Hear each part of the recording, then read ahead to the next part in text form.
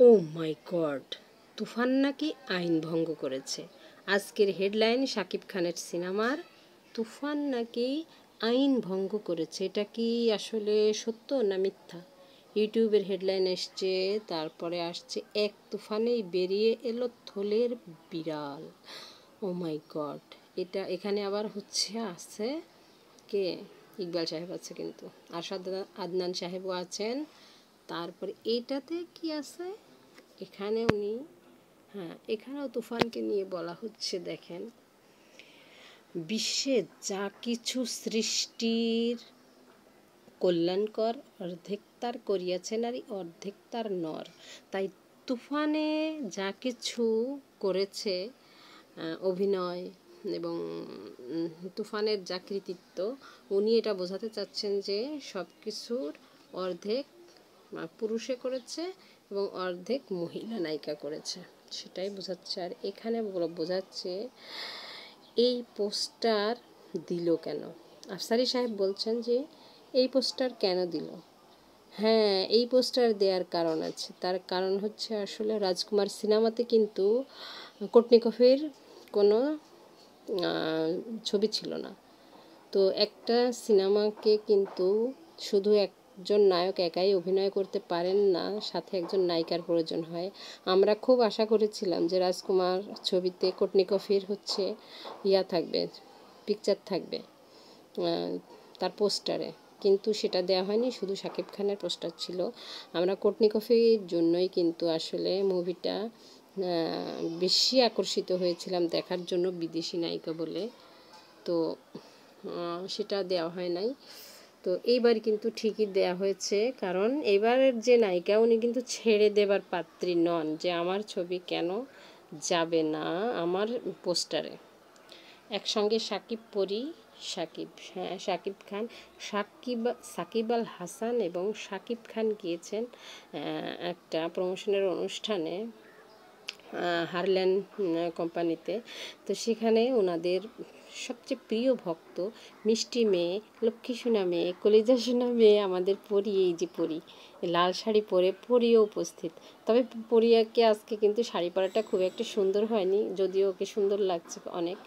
তারপরে ও অনেক সুন্দর করে শাড়ি পরতে পারে, আজকে কেন যেন হয়নি। ও অনেকটা আসলে তাড়াহুড়ার মধ্যে ছিল অনুষ্ঠানে যাওয়ার সময়, সেই কারণে হয়তো বা হয়েছে। আর একটা আছে, এটা করেছে হচ্ছে, এখানে বলছেন যে বুবলি কেন এবং কাশেম সাহেবের বিরুদ্ধে, বুবলি কেন এবং কাদের বিরুদ্ধে অভিযোগ করলেন। শোনা কথার ভিডিও নিয়ে সাইবার বুলিং, শোনা কথার ভিডিও নিয়ে সাইবার বুলিং। হ্যাঁ, বুবলি কেন, এই যে উনি বলেছিলেন। তারপরে পূর্ণিয়ার খোঁজ, ওই ভাইও বলেছিল যে বুবলির নাকি কাশেম সাহেবের ছেলের সাথে চিটাগাং ওনার বিয়ে হয়েছে। আসলে এই বিষয়টাও কিন্তু বুবলির ক্লিয়ার করা দরকার যে আসলে আমার কোনো কাশেম সাহেবের সাথে চিটাগাংয়ের আমার কোনো বিয়ে শাদী হয় নাই। আমার শেহজাদি আমার প্রথম সন্তান, আমার কোনো কন্যা সন্তান নাই। তো উনি কেন এগুলো ক্লিয়ার করেন না? উনি কিন্তু এনজয় করেন, এগুলো কিন্তু আজকের কথা না, অনেক দিন আগের কথা। তো এইখানে বলছে যে শাকিব খান নয়, আমিন খানই শেষ সুপারস্টার। শুধু শাকিব খান নয়, আমিন খানই শেষ সুপারস্টার। আমিন খান নাকি কবে সুপারস্টার হয়েছিল ভাই? ওই একটা রাঙা বধূ সিনেমা উপহার দিয়েছিল, সেখানে তো ঋতুপর্ণা একদম খুল্লা হয়ে সিনেমা তৈরি করেছিল।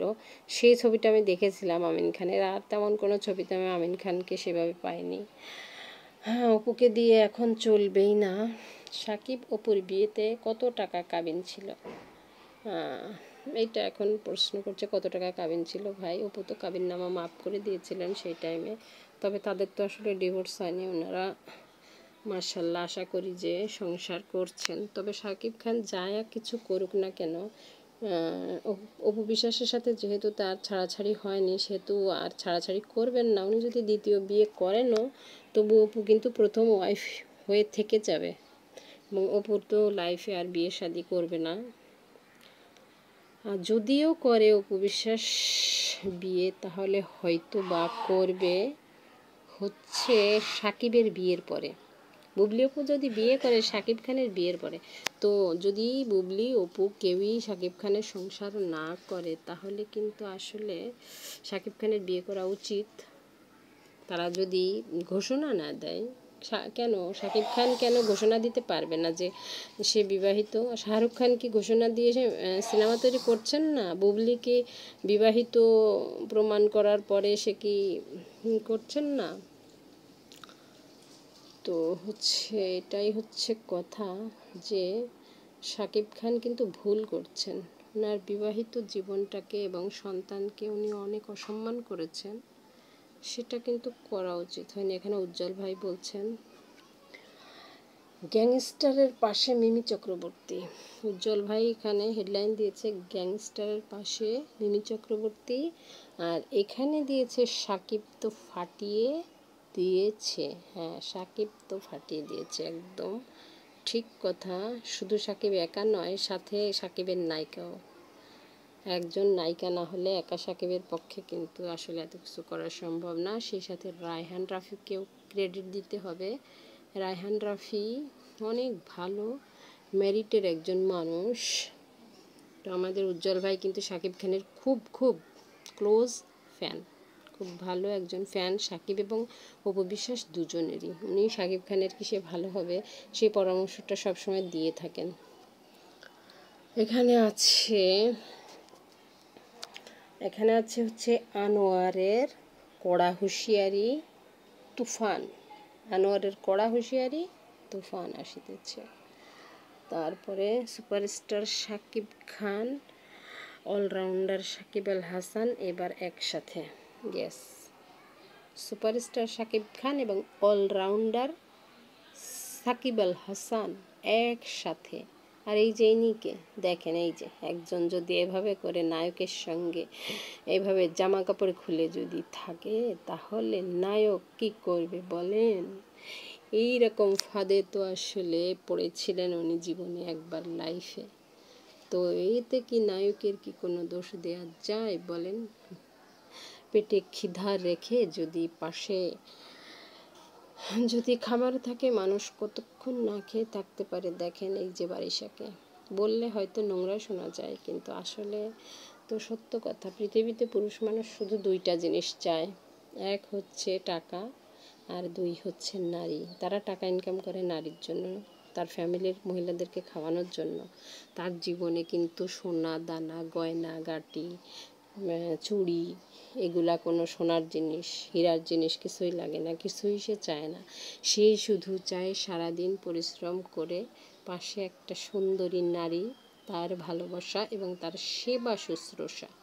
তো এই যে দেখেন, ও বারিশাকে যদি প্রস্তাব দেয় শাকিব খান, তো কিন্তু ফাইল হয়ে যাবে আমার মনে হয়। কি জানি না, যাই হোক।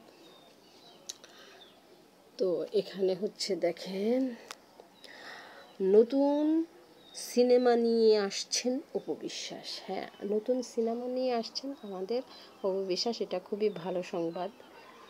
অপু বিশ্বাস আর আগের মতো কমার্শিয়াল সিনেমাতে খুব একটা উনি করছেন না, বেছে বেছে সিনেমা করছেন। বাচ্চাকে সময় দিতে হয়, সংসারে সামলাতে হয়, তার নিজের সংসার সামলাতে হয়, তারপরে